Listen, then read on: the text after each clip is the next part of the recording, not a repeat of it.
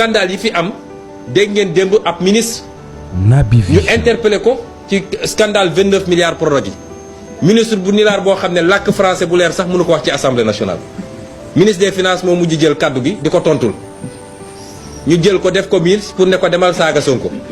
dara xamu ko dem leen ngeen def interview ak moom ngeen ne ko mu làkk français fii lañ ko yóbbu France mu naan xaw ma ñun suñu tourisme on a des animaux xaw ma loolu mooy ministre Sénégal léegi nit ñu ñàkk solo la ñu jël benn qualification la ñu am mooy mën nañoo saaga opposition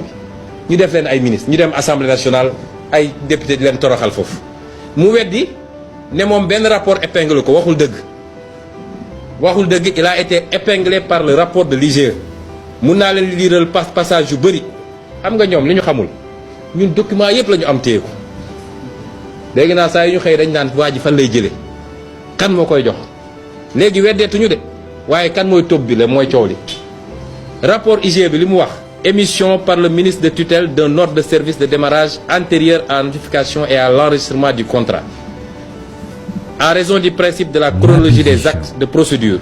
la notification de l'ordre de service de démarrage ne peut être envisagée qu'après celle du contrat auquel il se rapporte. Ce principe basique du droit de compte des contrats administratifs n'a pas été également observé dans le cas d'espèce. En effet, alors que le contrat n'a été notifié que le 25 juillet 2016, à l'entreprise Green 2000, le ministre Mame Mbaye Niang, assurant la tutelle du PRODAC, avait déjà émis 5 mois auparavant un ordre de service, numéro, etc., etc. Cet état de fait est d'autant plus déplorable qu'il résulte non pas d'une ignorance des textes, mais plutôt d'un souci de répondre aux exigences non contractuelles de monsieur Daniel Pinassi. Jàllale TV foofu dem taxaw assemblée nationale Sénégal yëpp di ko déglu mu ne moom rapport épinglé ko damay toog ba si ak ma ne ñii est-ce que seen bopp yi am na lu ci nekk ak nu ñu yabee Sénégalais yi kooku la Macky Sall jël def ko ministre ak ki nga xam ne moo luubal 94 milliards yi rapport OFNAC ne recommandé naa ñu ubbi léegi des poursuites pour escroquerie sur les deniers publics Macky Sall jël jox ko ONAS dégg naa bi mu egsee fekk na fa déjà benn financement de 40 milliards mu yóbboo Sénégalais xam ni 40 milliards yooyu. yow mës ngaa gis rapport. waaw Fatick.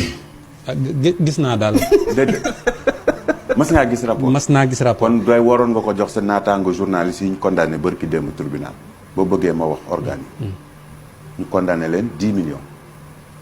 beneen organe ñu condamné ko 10 millions parce que rapport bii ngay wax. dañ leen koo laaj dañ leen koo binduloo ca rapport bii ngay wax. amul li nga ma laaj. waaw rapport bi lay. rapport boobu am na. amul mooy premier rapport man boog Mame Mbaye Niang bi ma gis waaye comme que nee nga ñun ñëpp ñoo ko gisandoo du loo xam ne mën naa cee wax mais sama àqulaay taala damay wax ni que am na. amul Naby Vision. ginnaaw rapport boobu noonu pré rapportu am na laaj nañ ma ci tontu naa donte am na ñu jàpp ne que liñ ma laaj sax waruñu ma ko woon laaj waaye ngir njekk ak teraanga ak wormaal ña ma laaj damay tontu donc ñu ngi sant yàlla bu baax. ah yow sunu doom ju góor ji tey yaru nga di ma ne yow tey yaru nga di yow moom kii moom la wala du moom yow tey ànd nga ak dal di ànd nga ak yar di nu mu demee nii seede yàlla xanaa du yow barki démb yaa fi toogoon ànd ak arrogant bu mat sëkk di tali di wax di tëb di dal mel ni kuy wàccee asamaan lépp lu mu am ci ay bien dinaa ko jël dinaa ko nangu may ko guney taalibe yi ñun sax duñ ko lekk tey yaa toog fi naan sama yaay jàngalekatu alxuraan la woon baqara ba naasi la sama papa doon jàngal xale yi nee na ku mu yar doo mooy doo jubadi doo jël alalu jàmbur yaa toog fii di ñu waar nii tey yaa transformé wu oustaz nii tey jàkkaarloog sénégalais yi rafoo dara tiitoo dara yow aduna moo la yar nii tey nga jàkkaarloog ñun nii te yow woowaguñ la dara xewagul da nga tiit nii rek maam lu xew yaa ngi changé discours di maam vidéo démb ak vidéo tey bi am na différence di Mame Mbaye Niang def nga sa passation de service ba pare fu mu toll nii def nga ko léegi xam nga ne nekkatoo ministre léegi simple citoyen sénégalais kese nga ni la sénégalais joxee cër noonu ngay delloo waatee sénégalais cër waaye Mame Mbaye Niang da nga wax sa biir wax nee nga képp ka nga xamante ne dafa liggéeyal Sénégal na rendre compte Sénégal njëkkee ko yow sa bopp njëkkee ko Mame Mbaye Niang njëkkale dem nga auditer sa bopp ba pare auditel yow sa bopp balaa ñu lay auditel sa bopp li nga xamante ne moom nga amel sénégalais joxe ko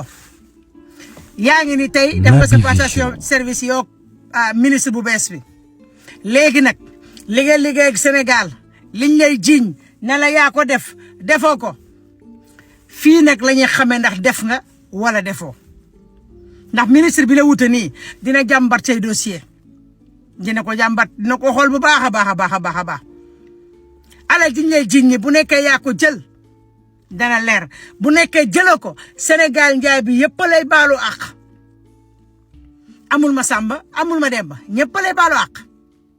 bu nekkee jëloo mais bu nekkee yaa jël sénégalais yi dinañ dal sa kaw bu baax a baax Mame Mbaye Niang yaa ko wax nee nga sa waajur bu góor am na lu ko naqari say famille am nañ lu la naqari say doom am nañ la naqari sa jabar am na lu ko naqari ndax lañ lay jiñ naan la dangaa sàcc 29 milliards ak 100 milliards ak lu mu mënti doon léegi nag yow bu nekkee sàccoo mais teele la dem auditer sa bopp demal fi ñuy auditer nga auditer sa bopp ñu auditer la ñu xam ne yow jëloo dara ministre bi nga xam moo la remplacer ñu xool ne carrément yow jëloo dara ñu bàyyi la may wax xale jigéen yooyu nekk foofu seen sa wet yor seeni téléphone naan waaw ni kay suñu xol dafa sedd yéen Mame Mbaye Niang bi mu nekkee Sénégal ba tey wax leen lan la liggéey loo xamante ne yéen gis ngeen ko yéen sénégalais yi lan la fa liggéey rek yéen Sénégal ba ngeen gis ne Mame Mbaye Niang liggéey na li nga xamante ne Sénégal njaay bi yëpp gis nañ ne Mame Mbaye Niang liggéey na fa gis nañ ne li mu liggéey am na résultat yi baax ngeen toog foofu daan waaw ñun kay dañuy jël photo Mame Mbaye Niang moom kay ndeysaan moom kay dama ne ànd leen ak seen askan ngeen bàyyi di ànd ak ministres yi ngir xaalis ministres yi ngeen di àndal ngir xaalis amul njariñ apporté wu leen dara lu dul coono kese la leen di apporté loolu rek la donc nag ñun on n'a pas besoin de ça dañoo soxla ministre bi liggéey moo tax ma gëm ministre bi mujjee ñëw ne nee na ku yaakaar ngénte ku yaakaar mariage ku yaakaar li nga xamante ne mooy lan ay lamb ak ay bër ay yu ñàkk fayda ñàkk nga ko très bien góor da ngay am fulla ministre da ngay am fulla dañoo soxla liggéey dëkk bi loolu lañ soxla dañoo bëgg Sénégal bu naat loolu lañ soxla billahi wallahi tallahi Mame Mbaye Niang rek bu nekkee defoo dara sénégalais yi dinañ wax ak yow bu nekkee da ngaa def dara nag Mame Mbaye Niang dootoo ko nettali li ma laaj rapport boobu am na mooy premier Mame Mbaye Niang ñu ñoo gën a xam ne rapport bi am na yow xam nga ne rapport bi am na rek c'est que maa nga nekkoon si gouvernement boo xam ne lu neex waaye def te duñ leen wax dara yéen ngeen nekk si di si profito di jéem a jaay réew di jéem a jaay xamadi xam nga ñu lay woo nga naan non 200 millions la ma kii di jox damay saisir këram di jox waxu réewande ñoo la gën a xam ne rapport am na ñoo gën a xam ne yow sàcc bu mag nga yow c'est que dañ la du ma ne sax yow mais yow dañ la utiliser rek Amadou Ba mi ngeen doon jàppale yéen a gën a xam ne yow rapport bi yow tout xol Amadou Ba moo njëkk a wax ne rapport am na yow nga toog ne rapport am na ñoo waar la nga naan rapport amul di jéem a jaay wax di rëy di ngandaloo di kii tey xam nga ne ñi fi nekk nii dossier bi dinañ ko yëkkatiwaat par force ngay génn di lemal di lewal bërëg sa kalam gu ñaaw gi man c'est que lu mënu ma wax dara mooy ñang bi nga sant rek yow man xaw ma lu tax nga sant ñang loolu métti na ma torop yow ku la xool xam ne sàcc bu mag ak sa ñaawaay bi ngay mel ni waaye Mbaye Prodac waay yàlla du nit Mbaye Prodac yaa nekk nii jamono yi ngay génn naan Ousmane Sonko bu laa ñu jël këram dañ koy sisir di jaay nday réew réewantalu ci kaw nit ñi mel ne ko moom dëkk bi sa waay tey nga génn fi di yaru de tey sa aayati leewatali kanam amul dara bu laajee ñuus dana leen ñuus ngeen génne suñu xaalis bi temp rek yéen ñëpp dañuy jàpp Ousmane Sonko jërëjëf loo mas a wax dëgg la borom 200 millions Mbaye Prodac borom Mame Mbaye yàlla du nit Mame Mbaye ñaar réewoon nga sa bopp doon nga fi wax naan sa waay daa jënd galas waaye tey dañuy xam nday ki jënd galas ak ki dugg ci frigo bi. waaw sama gars yi maa leen di ziar bu baax di wax ne Birame Souleye de moom li mu wax yéeme na yéemewut de man daal làmb moom leen rek ma ci jaaxal mbërum làmb daal da nga koy fay 100 millions muy woote di ñaan dimbal am loolu daal moo ma jaaxal ci mbërum làmb moom mbërum làmb mooy fayee ko 100 millions di ñaan. salaam sama gars yi xeexal moo ñëwaat tey dañ bëgg a ñëw wax ci ministre bi nga xamante ni vraiment moom lañ fi doon défendre yu metti wallaahi yaay suñuy nelaw ay fan yu bëree bëri wala ay weer wala ay at yu bëri ñuy def ñu nekkoon di défendre ministre bi muy Mame Mbaye Niang ñu ni moom am na ndam mais ñun ñi nga xamante ni doon nañ ko défendre it am nañ ndam li tax mooy ñun dañ leen waxoon ni leen Mame Mbaye Niang liñ koy jiiñtu dëgg ci loolu lañ nekkoon guddeeg bëccëg di ko défendre parce que gisoon nañ ko ci kàllaamaam gisoon nañ ni nitu dëgg la Mame Mbaye Niang buy wax da ngay xam ne kii ku am fit mooy wax da ngay xam ne ku dëggu mooy wax da ngay am ci confiance ci loolu pour mun koo défendre wax naa benn yoon rek laa mosoon a xawoon a tiit ci bi ma koy défendre ndax man bëgguma woon defet mooy wax naa ko sax moom Mame Mbaye Niang wax naa ko nee naa ko man benn période rek laa commencé woon tiit te benn jour la mooy bi Sonko ne rapport bi yëpp a ngi nii ma téye te suba la suba maanaam affaire bi nekk suba ba pare mu ni moom suba la lépp di leer quoi foofu moom moo waxante dëgg xawoon na maa tiit ndax li tax ma tiitoon mooy nit xam nga mënoo nekk di défendre benn affaire ba pare nga am ci défaite kon dafay mel ni yow da nga doon défendre doonul dëgg te défendre doonul dëgg moom waa kër Ousmane Sonko rek ñoo ko doon def mooy défendre loo nga xam ne du dëgg mais comme yàlla may nañu ndam ba confirmer nañu ko dañ ciy sant yàlla di ci féliciter Mame Mbaye Niang ci dëggoom ak ci am fitam waaw nga xam ni kon moom kàddu démbam mooy kàddu tayam la mu waxoon ni laalewuma ci liñ may wax rapport amul kon loolu mooy dëgg Cour suprême ñëw na ci tey setal ko wicc Cour des comptes moo ñëw setal wicc Mame Mbaye Niang set wicc bi rek maanaam fiñ ko defee moo jar jàngat maanaam tey bu fekkonte ni ci nguuru Macky Sall la Cour des comptes ñëw setal kii nga xamante ni mooy Mame Mbaye Niang mun na ni noonu waaw seen nguur lañ dem jël manipuler juge yi wala fexe ba setal Mame Mbaye Niang mais affaire bi ni mu demee moo garaaw fi ñu demee ba Sonko am ay pouvoir Diomaye nekk ci pouvoir bi Sonko am ay pouvoir nekk premier ministre nga xam ne mën nañ ni ki falu moom moo ko joxoñ bañ fal ko léegi moom mi nga xam ne léegi am na doole tegaat dossier bi ci table ji ñi mu ta laal dossier bi ba tey jii nii Cour des comptes taxaw setal Mame Mbaye Niang ci seen nguur ñoom loolu mooy ndamul Mame Mbaye Niang bi billaahi parce que lii buñ ko defoon xam nga joxoon nañ ko ci seen nguur ñoom Mame Mbaye Niang joxoon nañ Mame Mbaye Niang dëgg ba waxoon Sonko daf ko war a jox xaalis yooyu yëpp xam nga amoon na mais loolu rek doyul woon parce que mën nañ ne ba tey ci nguuru Macky Sall mais li gën a am solo mooy li Cour des comptes def tey mooy setal ko ci nguuru ñi mu amaloon problème nguuru ñi ko doon sosal léegi nag képp koo nga xamante ni yaa doon défendre Ousmane Sonko am nga gàcce tey maanaam Cour des comptes gàcceel na la billaahi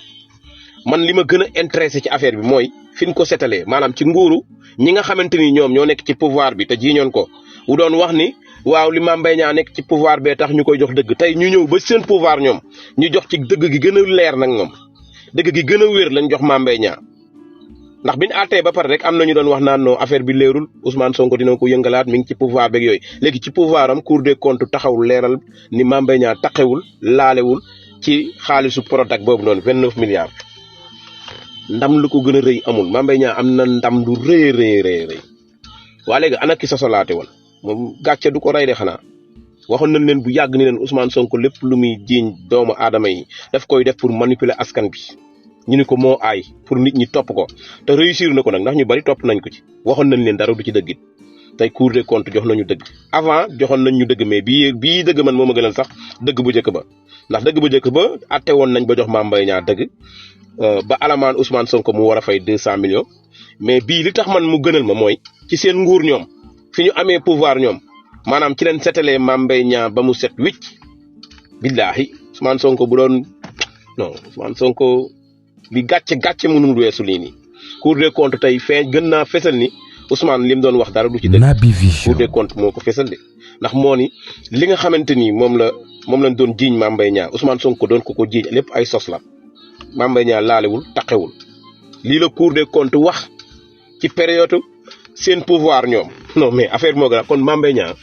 ñu ngi lay féliciter di la wax ni ministre yëpp bu ñu meloon ni yow